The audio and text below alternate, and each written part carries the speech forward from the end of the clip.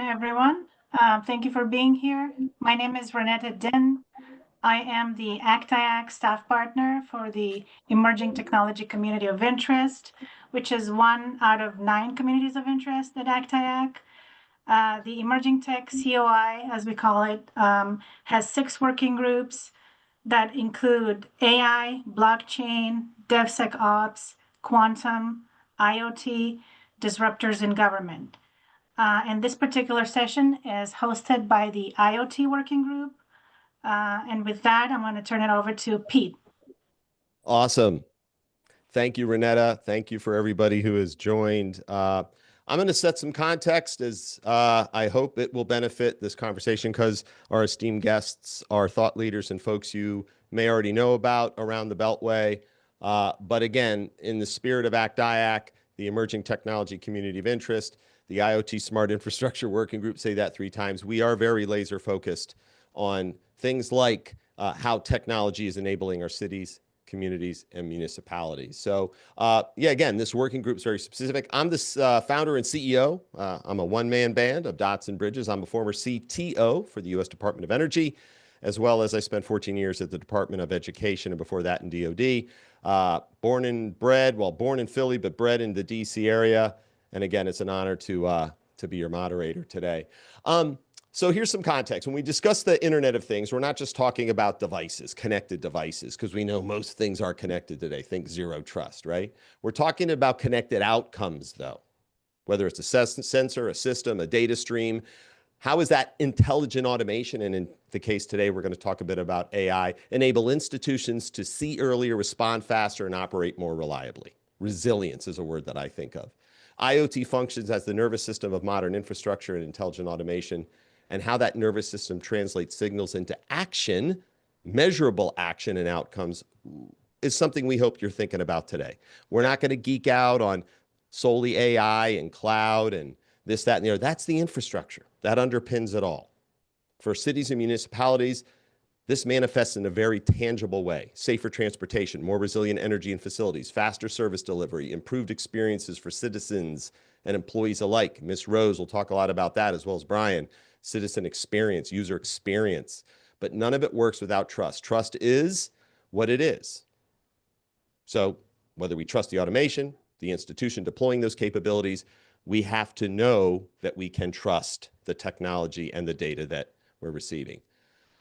There will be some anecdotes around the Social Security Administration. Brian's going to do an incredible job, I know, in his role in talking about what he does. I'm about to introduce our folks. NASA as well, and Johns Hopkins, Applied Physics Labs. Those who know me, government, industry, and academia work together to move the needle when it comes to transformation. So with that, I don't introduce everybody, but I like to brag a little bit about why I know these folks. So today we have Brian Peltier. Yes, Peltier. Kind of a French thing. I love it. Head of Technology Strategy and Chief Artificial Intelligence Officer at the Social Security Administration. He does a lot, mostly in that role. If you Google him, he oversees both the enterprise architecture and innovation staff and analytics and improvement staff. He focuses on data, architecture, infrastructure, and customer experience, where trust, there's that word, accuracy, and resilience are essential. Cara Rose, Director, Workplace and Collaboration Services in the Office of the CIO at NASA. Cara leads teams responsible for delivering secure, user-focused, and scalable digital services that enable mission success and excellent customer experiences across the administration. She emphasizes modernizing IT support services and solutions at NASA to ensure that that infrastructure meets mission needs.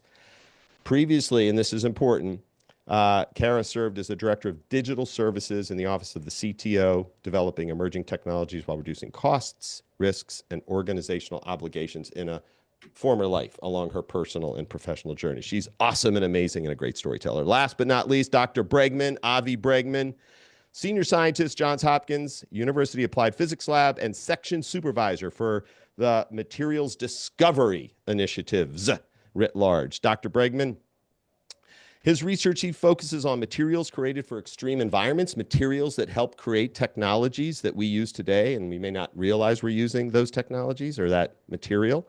His work applies a rigorous scientific perspective to system resilience, trust, there it is, and long-term effects, highlighting that smart infrastructure, smart, think, intelligent, is fundamentally based on a physical reality. So, without further ado, that's my context. Brian, Cara, Avi, in that order, I'd like you to do your part to humanize yourself to this audience. Brian, floor is yours. Hey, thanks, Pete. Thanks for the invite to discuss today's talking points. It's really an honor to be invited to this and really excited to talk about it. I've been at the SSA for about 21 years. Kind of started out before I became there, I was asking a friend who worked here, and I was like, what do you do? He's like, I've been waiting for you to ask that question, Brian. So it's been a great experience. Started out in the data field when I first started here, moved into the architecture field, and just have a passion for just trying to improve our customer experiences and our employee experiences at the agency. It's something I really value and see benefit in helping people become more efficient at what they do, and that makes them want to do the job more to service the customers that we have out there. We have 330 million Americans. Most people think we just pay benefits to a smaller amount of around 75, but overall, the agency really supports 330 million people. A lot of information comes through us. We try to support them in every situation that we possibly can to help their lives be more effective. And that's where we really need to build out, effective interactions with these individuals to make sure that they get their needs quicker and faster and more effectively versus in the past.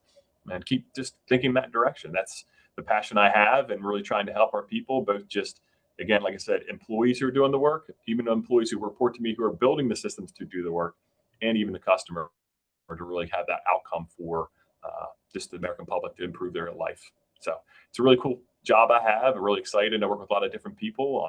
Used to work with Cara in this agency, and just excited to be here, and just can't wait to talk more about what we're doing. I love it. Brian, thank you. And again, your emphasis on efficiency, and it really takes a village, right? The constituency, having worked in government, there's the government does policy and it's slow and there's red tape. At the end of the day, our mission is support our country's communities, municipalities, and cities. And again, that's the nice tie into today. And I appreciate that. I know we're going to geek out a little bit on your wonderful work you're doing with AI. And Miss Rose, Rose. If you guys ever have an opportunity to work with Pete, I highly recommend it because it's so good for your self-esteem. So hi, Pete. Good to see you. Thanks, everybody, for joining us. I'm Cara Rose. I am the Workplace and Collaboration Services Director at NASA, which is basically end-user services. So end-user IT, the collaboration tools that make all of it happen, but also the hardware that makes this all work. I've been here a year and a half, learned a whole lot, and there's probably no more exciting time to be at NASA than when we are on the brink of sending astronauts back to the moon after 53 years. So this is the furthest that humans have gone in a very long time, longer than I've been alive. Really excited about that, and it's awesome to see the IT in the astronauts' hands. Sometimes really frustrating because astronauts are special breed, but really awesome to see, like, on the International Space Station schedule that they have, the Patching Tuesday window that my team's responsible for. I'm like, look, we're on the astronaut schedule. So really excited about my job and the things I get to do. Prior to this, I spent nearly 21 years at the Social Security Administration, working alongside Brian for a long time, doing all sorts of fun stuff, some of the data and AI, enterprise architecture, and innovation.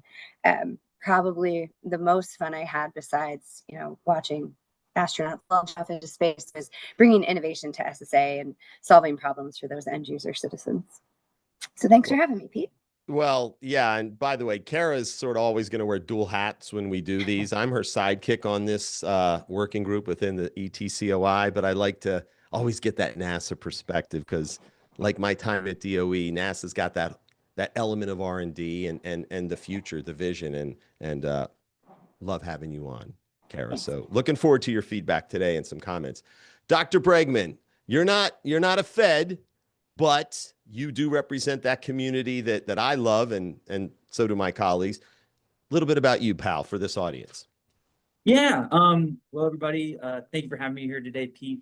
So just a quick 2-minute intro before I get to myself on the place that I actually work. So I'm at the Johns Hopkins University Applied Physics Lab. If you've never heard of it, I'm not surprised. It kind of flies under the radar a little bit. among the federal lab ecosystem. And actually in the last 10 years, the lab has been doing a lot to make ourselves more publicly known, get our work out in the public sphere, and know about what we're doing. We're situated about halfway between Baltimore and DC, 9,000 technical staff strong. The lab has been around since 1942. I think I get that number right. The first main creation that came out of the lab was the proximity fuse, which was credited as one of the most important technologies created for helping to win World War II. Since then, we've gone on to partner with lots of people in the Navy. NASA is one of our biggest partners, with our most recent big project being the DART mission, which you may have seen. It was when we decided to see if we could hit an asteroid with a satellite coming from Earth to see if we could change the path. So doing a lot more public work out there. My personal journey getting to APL, I started as a chemistry student at Haverford College, did my grad work at the University of Michigan, went out to New Mexico, did a postdoc at Sandia, came back to Michigan, worked at KLA 10-4, spent a little bit of time in industry, in the semiconductor industry. Thought it was really boring. And then I decided to do something more exciting. So now I am at the Applied Physics Lab, where I am the section supervisor for materials discovery. Pete sort of touched on a little bit of this, working in extreme environments, system reliance. But I think right now, perspective I can bring to this meeting today, and I encourage you guys to kind of ask some questions in the chat and talk about it, is my research career has really come up with not necessarily the rise of AI, right? People have been working on AI for a really long time. Some of the earliest actual work with AI was done by Disney, just trying to figure out how you could get automatons to talk to people. So people have been interested about this idea of AI, but really in the worlds of chemistry and physics and biology, we sort of now have the tools and these computers in place and the way of thinking about it where there's no way you can do research these days without talking about how you're going to use AI, how you're going to handle large data sets, generating large data. But the thing is, experimentalists, that we always have to think about is, I do all of my work in the physical world. What is it going to take for me to fully trust an AI model, a computer-generated result, a computer-generated prediction, where I can say without any type of validation afterwards that is true and it can shorten my time? Because right now, we're still having to double check everything. The AI still makes mistakes. And so bringing that type of trust to the work we do is very interesting to see in my time at APL. Avi, I love it. Before when we met and we prepped for this, before I launch into the first question coming at you, Brian, there's a reference, and I'm going to ask my guests, and I'm seeing this right now. Appreciate everybody chatting. Good to see Guy Cavallo in the house. Listen, there's some resources. We'll give you some homework, some stuff. We want you to walk out of here with a light bulb moment. Those of you who know me, I like taking selfies. There's a story behind every selfie. There's a perspective behind every person. And today you're going to hear some of that. So, Avi, I think you should shoot out that critical examination of active learning, workflows, and material science into the chat while you wait to be queued up. But please, guests, put stuff out there for people to read. There's also the SSA AI strategy with Brian's name on it. It's an amazing document you want to read, and it focuses on his mission.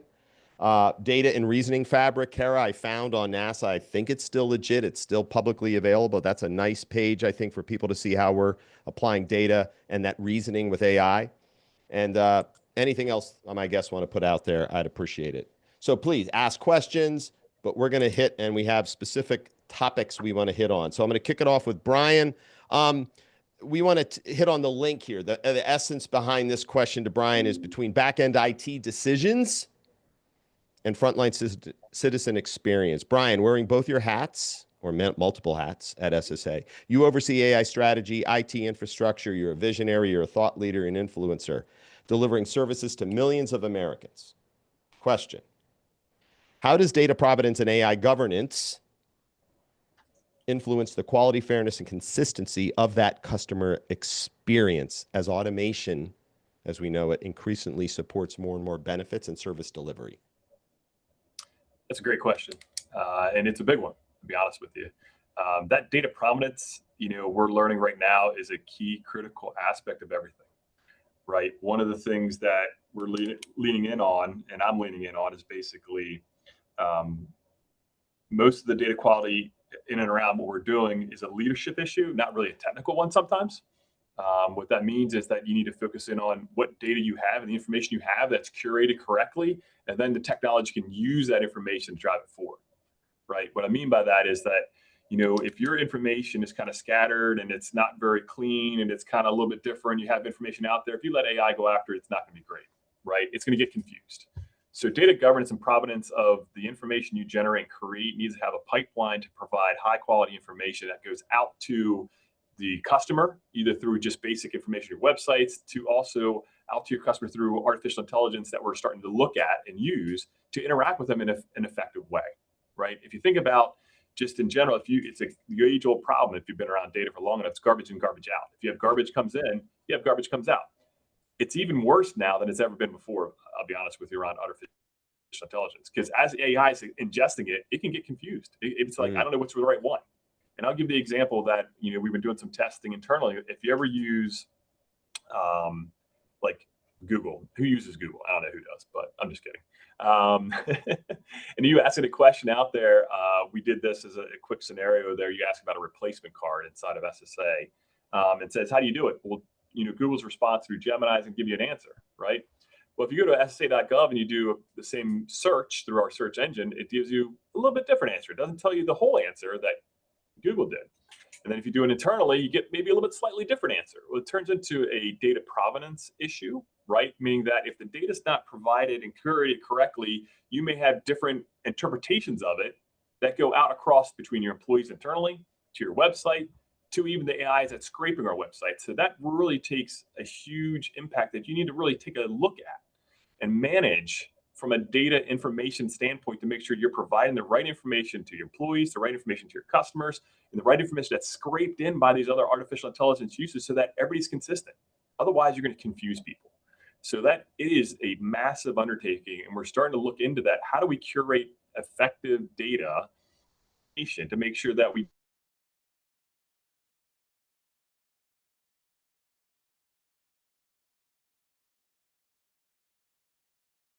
AI to help, go through that data and understand and see where the conflicts are, to rationalize it down to get a better quality set of data. But you have to do that to improve the benefits that people are looking to receive and the service delivery you're trying to implement, right? Because that creates this correct data pipelines and information flows so that everybody's on the same page. AI can use it effectively to service our customers.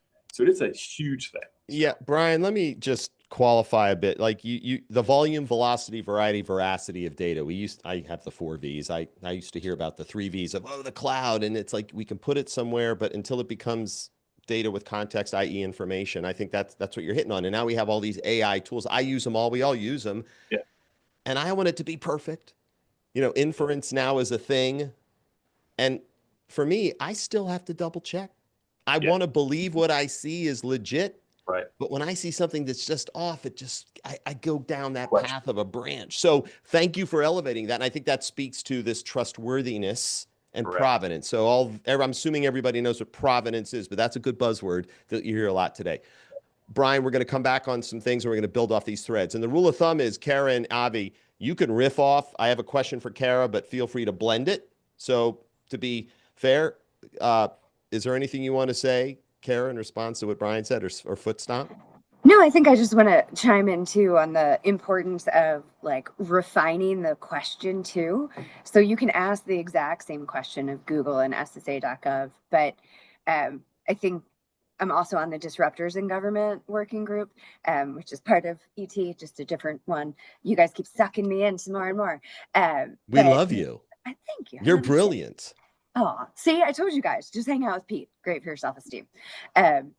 But one of the discussions we've been having is about the prompts and how you have to keep drilling down and think of AI as like a toddler that you just have to keep asking questions to get to that fine point of what you really need or the answer you really want. And that all ties into it, the AI going back and looking for the data. So if it's looking at garbage data, you're going to get garbage answers. And one of those, you can take the CDO out of the girl, but can't take me out of the data.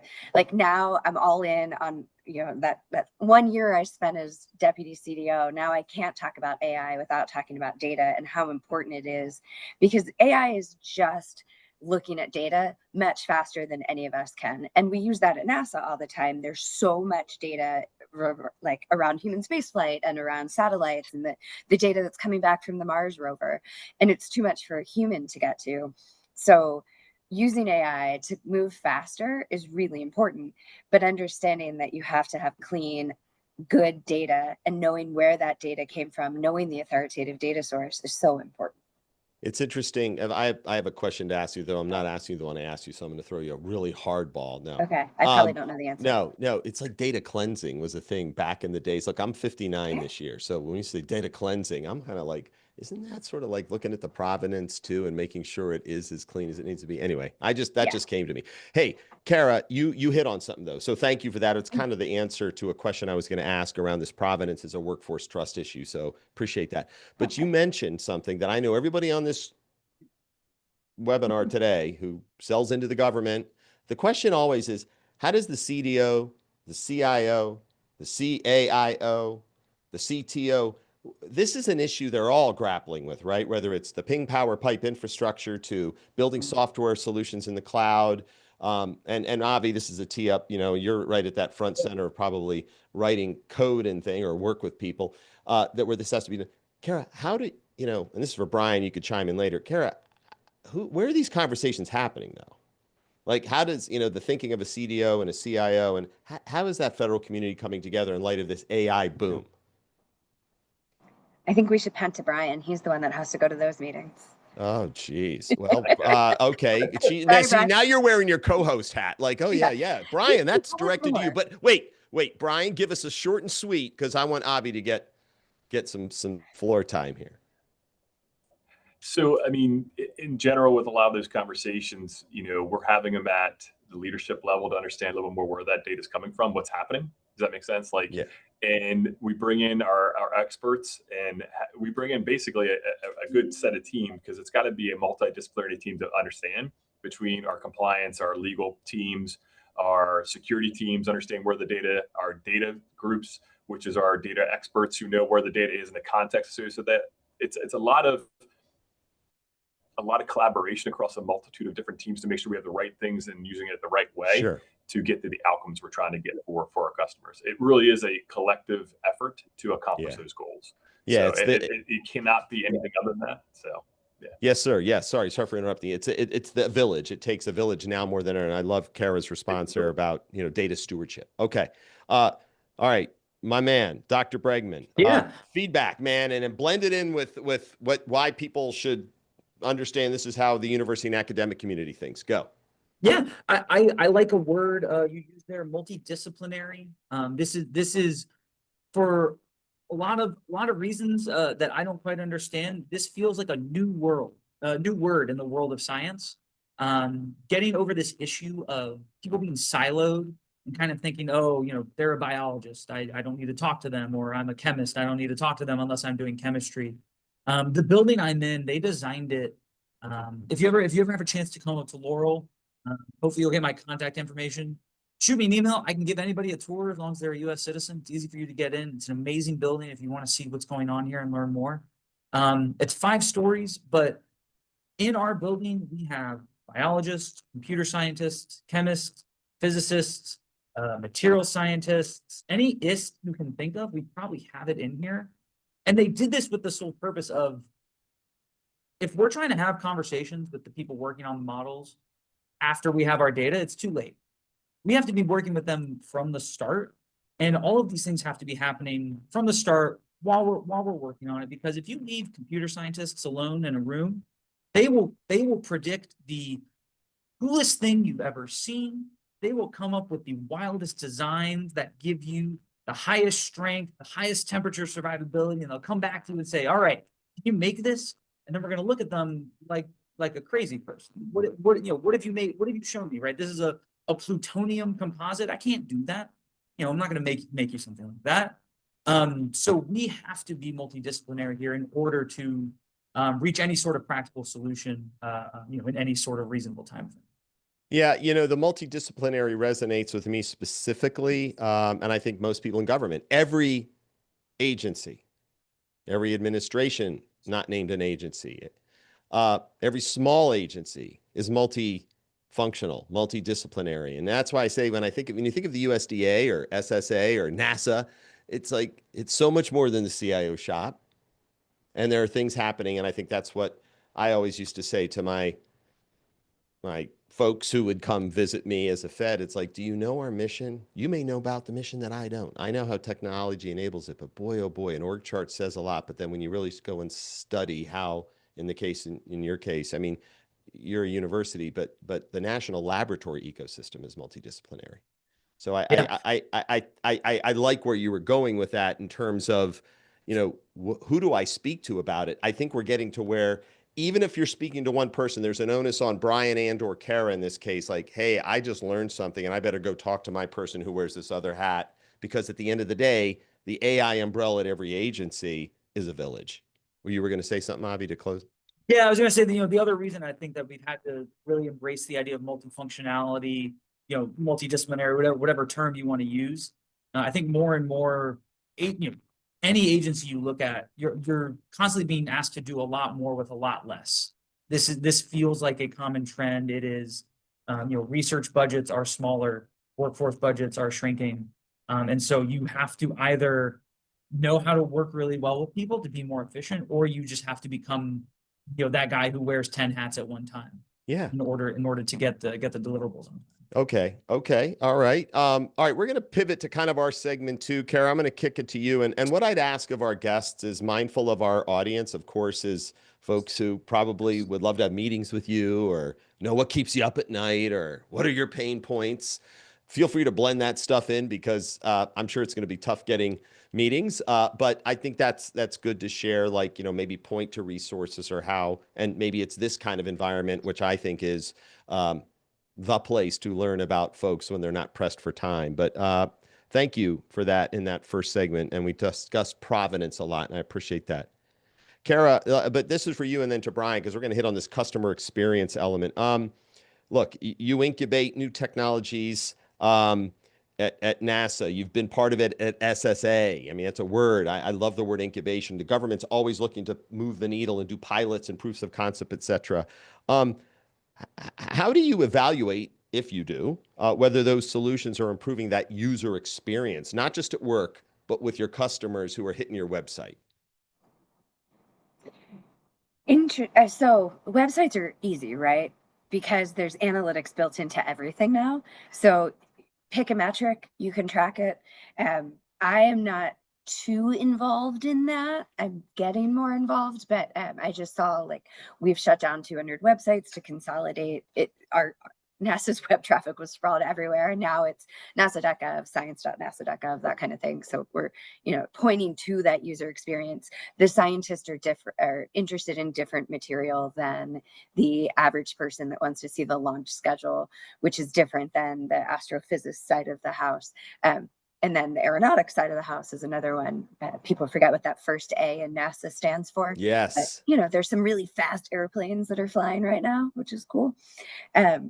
So just from the incubation and how it's working, when I was doing it at SSA, even before Brian and I were working together in our heyday, we only put out one pagers, because we were really talking about, like, how do we fail fast, and how do we change the culture into it's really okay to mess something up. And the new administrator here has said, I would rather have 10 $1 million projects, and some of those don't work, than one $10 million project that doesn't work. And it's that, you set those small boundaries, you start small, you prove that something kind of does work. Maybe there's value, maybe it's value different than what you thought it was going to be, but that's how you build the trust too, with the people who are going to invest the money, the people who are going to support it if it becomes enterprise, and the customers who are going to use it, whether the customer is internal or external to the agency. But you have to start small, invest just a tiny little bit, prove that it's worthwhile, and then build on that with another one pager or another 30-day strategy. And that is how I think you can build the trust, and that people are interested. And it's kind of like dangling that carrot of, hey, this worked. Do you want in on this cool thing too? And if you do, can you bring me some money? Well, great answer. And again, just to summarize, right, improving the experience at scale, like, just because you work at NASA doesn't mean, you're not that person who is, a user of the site or the information as well. I always would, sometimes ask family members to be like, go to my site where I work and tell me if that looks good, feels good, you learn something. And boy, that's when you get the raw feedback. Like, I don't even know where to click. I still wouldn't. The answer is, why do I care? So what? What does this mean to me? So, Brian, let's build off that, because I think, Cara did an incredible job there of kind of tying back this provenance factoring into decisions about readiness, risk, organizational trust. Maybe you can hit on some of that. How do you ensure efficiency gains don't come at the expense of a customer experience? I mean, Cara, took a, wind out of my sails a little bit with all the stuff she just said, but, we know that she's really good. But yeah, I mean, really one of the things we look at is what problem we're trying to solve, right? Mm-hmm. What are we looking at? And it always should come from the customer's perspective. What problem does the customer have, and what are we trying to get to solve that problem? Now, customer to us can be a combination of the public and also our internal employees. So we look at it from both perspectives. But one of the things we also want to do with that problem is also know the customer, know them enough of them. Who are they? What do they really need? And how do we solve that, right? And what data do they need to make it easier for them to get their job done? Some of the things actually got off a call with a group just recently, just literally right before this discussion, how they were kind of bringing up information about, hey, certain people gain access to this. It'd be great if everybody gained access to it. And we're like, okay, well, why do you really need it? Well, the problem was not what they could see in one system, but it was in another system that's asking for it. So it's really two different places. I'm like, well, we could solve that by bringing that data and from the authoritative source and putting it into this new process, which ensue improving the experience of our customer, right? So going back and thinking about who that customer is, what their problems are, and really diving in and getting that feedback from people who are really doing the work or interacting with us really gives us that driving direction on what we're going to do to make changes to our programs and systems to solve that piece, right? And then from there, we take it back to our subject matter experts, identify the right data sources, and produce that out, right? So it really kind of comes back to what Cara said: start small, find the little things that are working, find the people who are the frontline people. Like another set of groups I was just talking to last month or two are frontline people. And I'm getting specific information from them where it's not working. At that point in time, I bring it back in and I go to the team, says, hey, can you make these small changes? Do these small changes. Because what that does is it goes back to what Cara said, it builds that trust again, which shows that we care and we're actually starting to provide value because it's making them faster, more efficient, which then continues to ball out towards the public, making them happier because they get their stuff done a little bit quicker, right? So it really comes down to understanding our customer, really, speaking with people who are interacting with that stuff, making sure we provide them the right data from the right authoritative source of information so it's accurate and responsible and effective, you know what I mean? And then delivering that change to make them more efficient. It really just comes down to that interaction, that dynamic, that reaching out, and that iteration. And there's another example in that from the other day where a team wanted to build this big thing. You know what I mean? And I'm like, let's scale that back down to this little thing. Let's just start here, right? It goes back to what Cara's saying. I don't want a 110 million thing. I want 1 million thing. Great. Let's start small. And then you can build, because then that's where people get the trust. And then they hear the problem you're trying to solve, which we have a one pager where what Cara said, it took the wind out of my sails. A one pager that we have, how we're going to do it and why we're going to do it to improve the experience. So it really comes out to that. Even that is helpful for, again, our audience, right? It's okay to come and meet, and I'm hearing you, I'm listening and taking mental notes and physical notes. It's like, do a little bit of homework, come in, but let me talk about problems I need help with versus thinking you have a silver bullet. And what I love is this, it's less about, people know me, know that it's, facts tell, stories sell. Yes. Seeking and solving versus buying and selling, seeking problems, solving problems. It's a two-way street. So I appreciate that.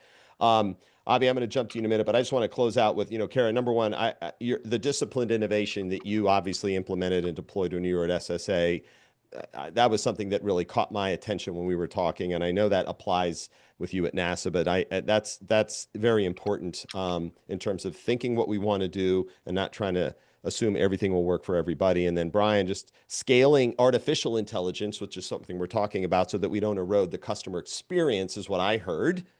And at the same time, anybody who's here thinking about IoT and AI and smart connected, there's so much you have to think about.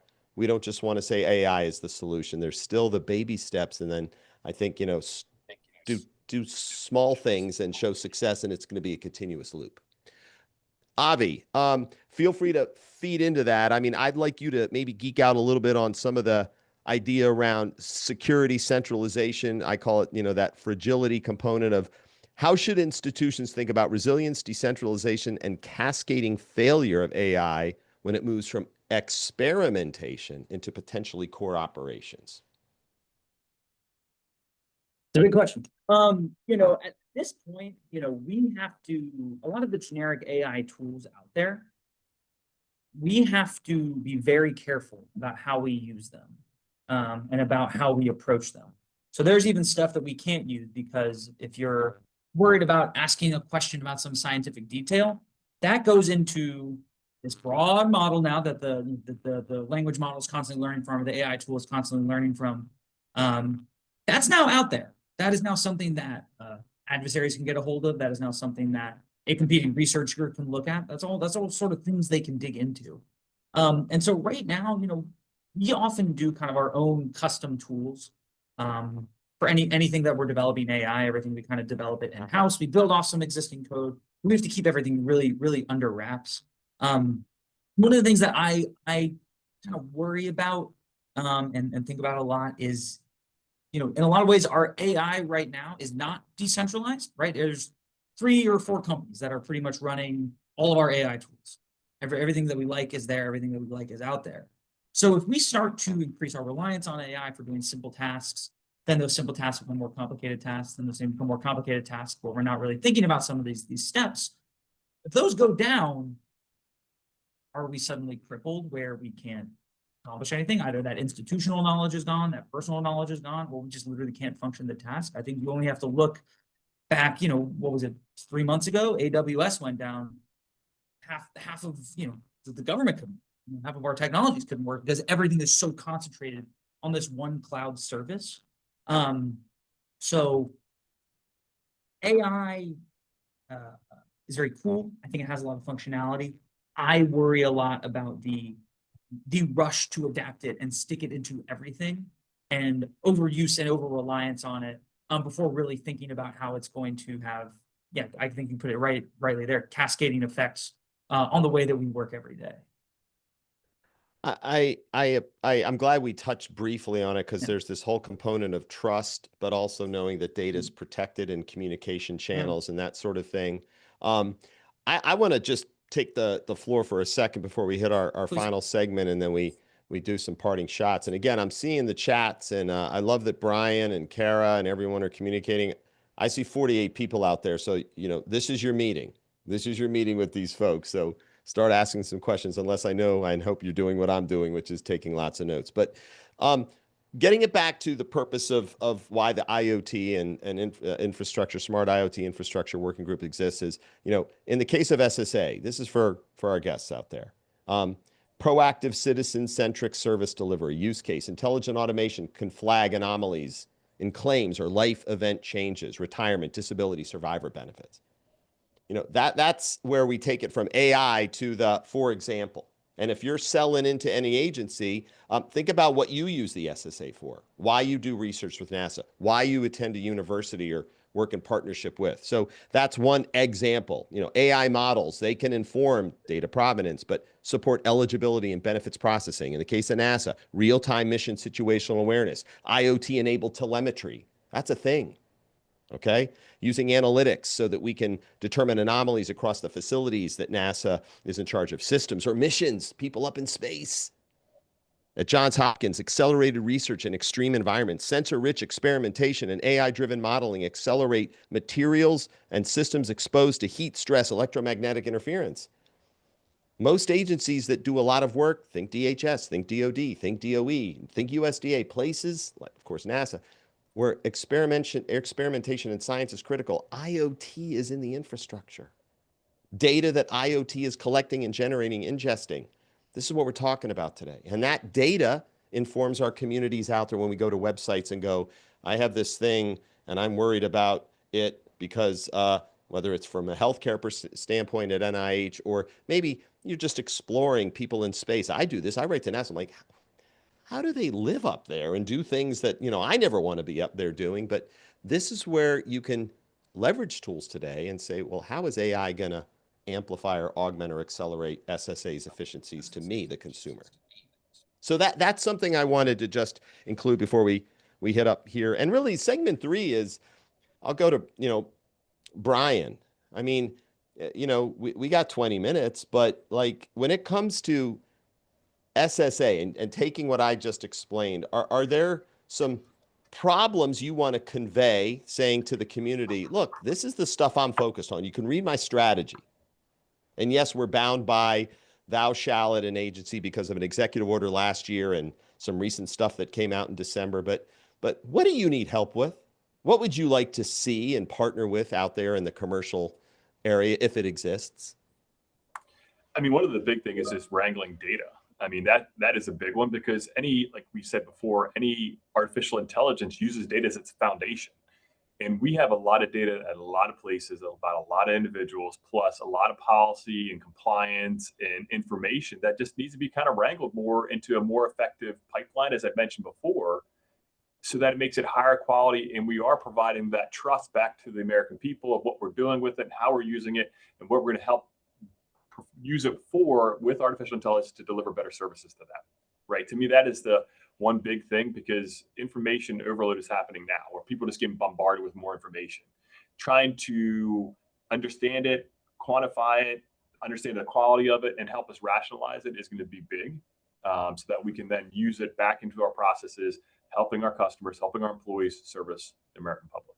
So it really is a big thing. Let me follow up to that. First of all, Guy Cavallo had a great question. So one of you all feel free to jump in on that. It's a great question, Guy. If y'all don't know Guy, I know Guy Cavallo, but also hard. He's a legend. If you don't know Guy, get to know him. But yes. Congrats on all the good work you're doing at Planet, Guy.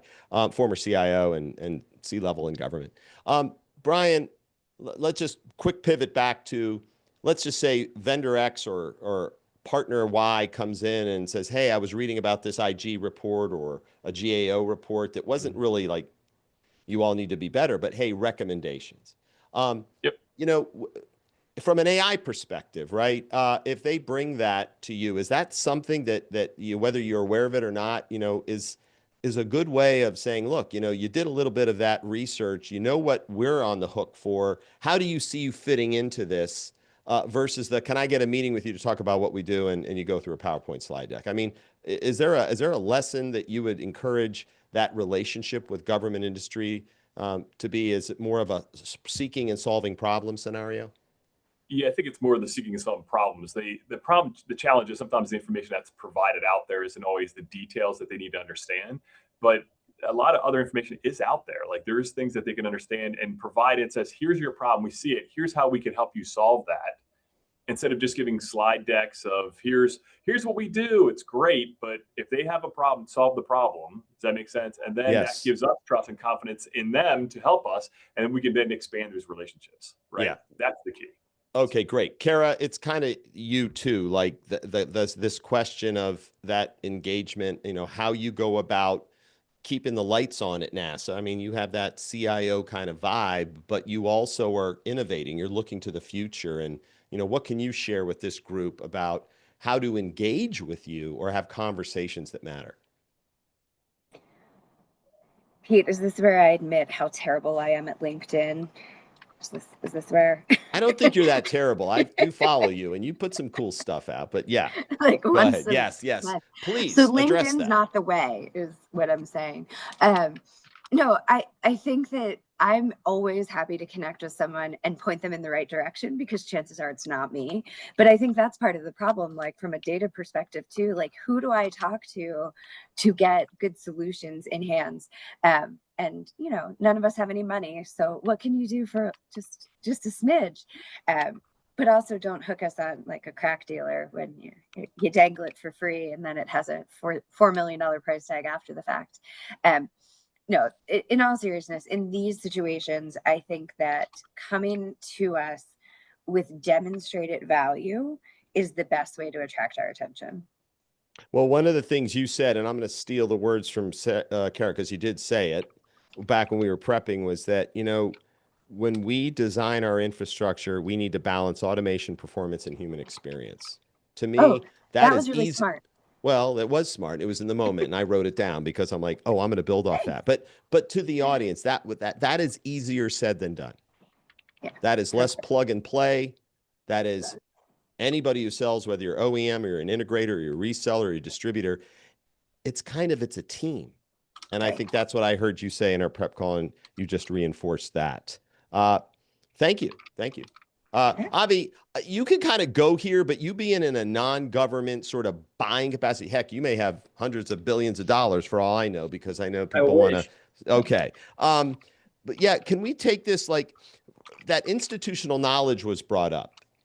And, you know, I'm actually, that's a trigger, because people leave government and it walks out the door. And, you know, you want to say, oh, if I could have just gleaned or sponged something out of that individual's head before he or she left. How do you, if there's a question here, but riff off it, for AI to become deeply trusted, it is going to be a part of our, I think, critical infrastructure ecosystem. I mean, we use it every day. This mapping of capabilities, are you on the end of, do agencies and labs come to you and say, hey, we want to solve this problem on behalf of a federal agency? How does your relationship in R&D work with, you know, say, the federal government today? Yeah. So we have a finding ethos here at APL. We make critical contributions to critical challenges. And then in our building here, we have on our wall a quote from our last director who just retired, Ralph Semmel. And it says, be bold, do great things, make the world a better place. Very generic, very nice, but it's kind of how we work here. And so when we're working with federal agencies, they come to us and they say, hey, you have a problem, we need it solved. We pitch them a solution, and that's kind of how we work. And there's any number of federal agencies we work with. We work across the DoD, the DOE, we work with NASA. Anybody who's got a research problem that needs something solved. And I mean, we even do, you know, we're 9,000 technical staff. So it's not just in the lab hard work. We have a dedicated staff of analysts who are out there doing red-blue teaming, figuring out what's the playbook for, you know, critical infrastructure like AI. How are we handling cybersecurity? How are those things being incorporated, you know, into the field of war, right? Like how are we thinking about this from a warfighter perspective? How are we thinking about this from a disaster perspective? How are we using AI to meet the calls for emergency response? So we are thinking about all of the places where we can incorporate AI and how to use it. And I think accepting that, you know, we had a recent meeting, you know, all hands, where our director came down and he told us, you know, AI is not going to make people obsolete. It's going to make people who don't use AI obsolete. And that's sort of how we kind of have to work and think about it, you know, and even though I had a little bit of some doomsaying on the back end, I think I even have to think about, all right, it's here to stay. How can I make sure that I'm using it effectively, smartly, and ethically?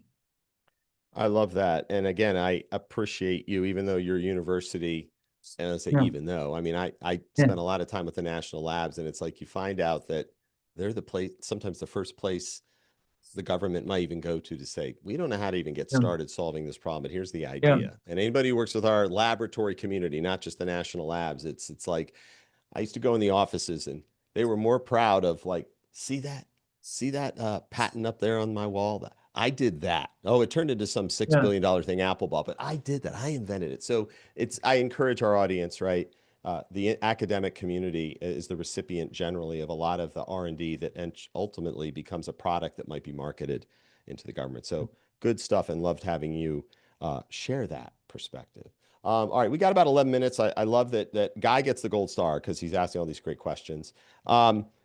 We're going to pivot in what I call, like, parting shot mode. And it's really so that, you know, you, Brian, you, Avi, you, Cara, you've learned something in this journey together for this webinar. And thanks and shout out to ACT-IAC. What do you want to leave with the audience, taking everything we talked about, trustworthiness, IoT, smart cities, AI, efficiency, right?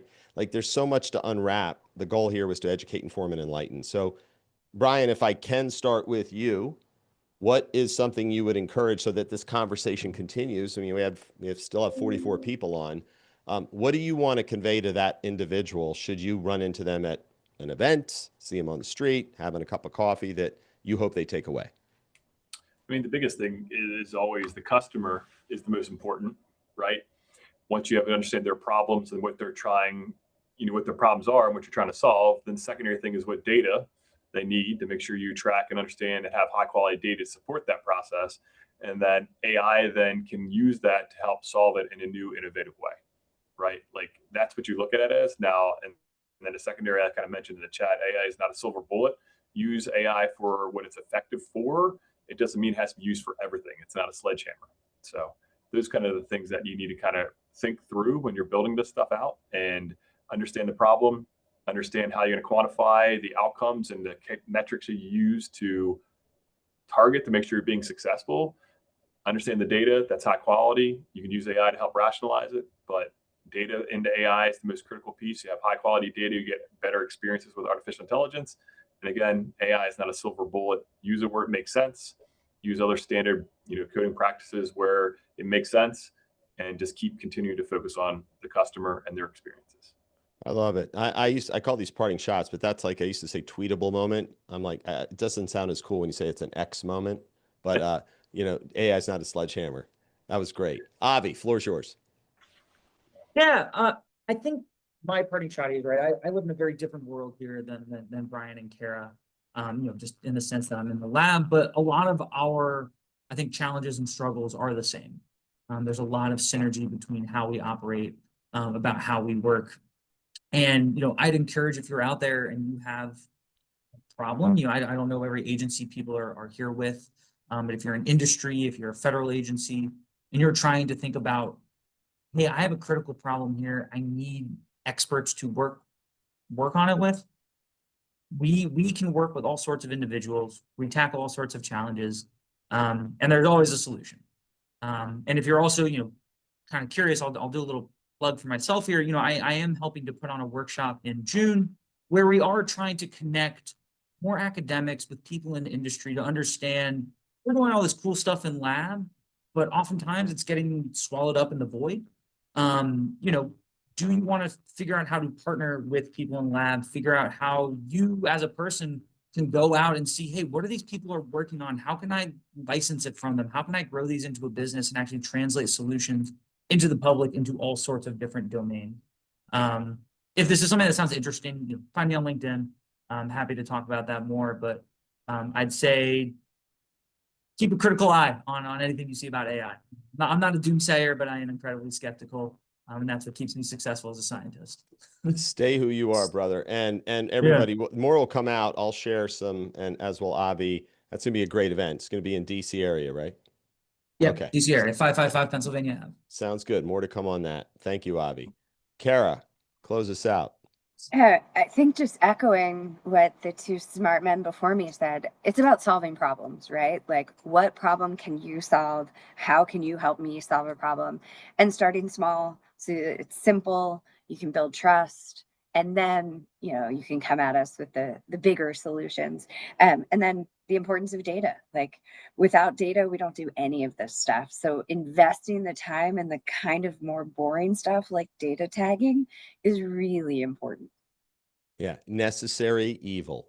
Yes. Right?